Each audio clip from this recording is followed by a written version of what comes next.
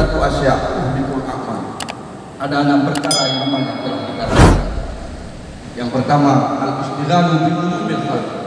Terlalu sibuk dan mencari-cari aib diri orang lain.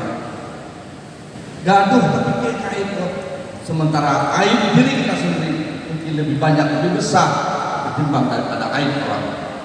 Terlalu sibuk mencari aib orang lain dapat menghancurkan amal yang telah kita lakukan. Yang kedua, waqaswatul qalbi, keras hati. Hati tidak lagi mau menerima nasihat. Apakah nasihat bagi dirinya atau nasihat dari luar dirinya? Nasihat dari dirinya yang barangkali beliau buta, barangkali beliau sehat, barangkali beliau pikiran jernih, barangkali terang mata, uroyo yang kalemo, uroyo yang kaputihku, uroyo yang kahanali terang mata, uroyo kasakit-sakitan, kasakit duut. Itu merupakan nasihat teguran Allah kepada kita untuk terus beribadah dan bertaubat dari segala kesilapan dan dosa yang pernah kita lakukan. Nasihat di luar diri kita, nasihat dari orang lain, dari gure-gure, dari tokoh-tokoh agama, dari mimbar-mimbar khatib, dari khatib-khatib di atas setiap mimbar hari Jumat. Begitu pula dengan berbagai macam kejadian yang menjadi cobaan. Corona yang telah Allah berikan, COVID-19 yang telah hari ini melanda di negeri yang kita cintai ini. Itu teguran Allah, cobaan Allah kepada kita umat Islam yang dituntut kita untuk bersabar dan bersyukur di atas nikmat Allah. Dituntut kita untuk bertaubat, mengingat Allah, mengingat kematian.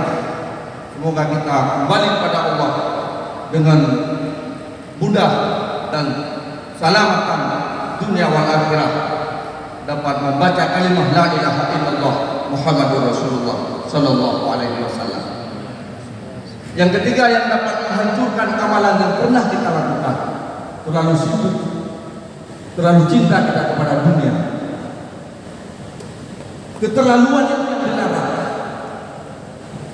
Kita mencintai istri kita, mencintai anak kita, mencintai harta. Itu memang disuruh untuk menjaga kecintaan harta, kecintaan kita terhadap anak dan istri itu tidak dilarang, sepanjang tidak mengalahkan cinta kita kepada Allah dan Rasul. Agama itu yang nomor 1, perintah Allah yang harus diwujudkan, yang harus kita laksanakan.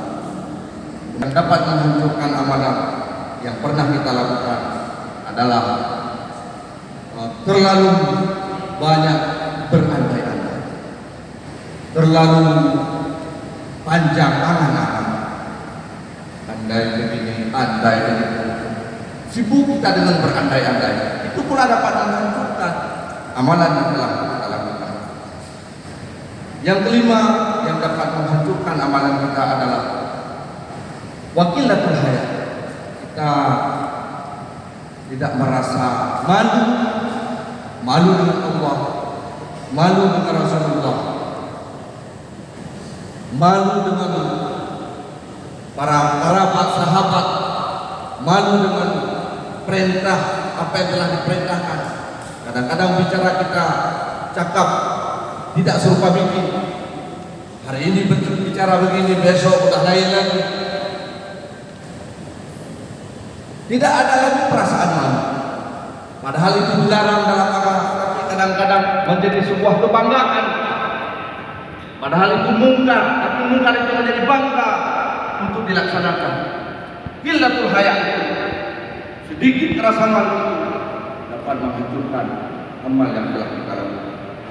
Yang terakhir, Imam Al-Aidalah yang berbesar, yaitu wadulmun la ya, lalu dalam mendalimi diri kita sendiri, mendalimi orang lain, mendalimi hak-hak orang yang boleh dimiliki tanpa dasar yang dibenarkan. Tapi kita kadang-kadang tidak sadar apa benar ini hak kita atau hak orang. Melaksanakan sesuai dengan hak dan kewajiban. Melaksanakan sesuatu tidak sesuai dengan hak dan kewajiban, itu mendalimi namanya. Dalil terhadap pribadi, dalil terhadap orang lain, dalil terhadap masyarakat, dan sebagainya yang tidak berkenan menurut ajuran dan tuntunan agama. Balik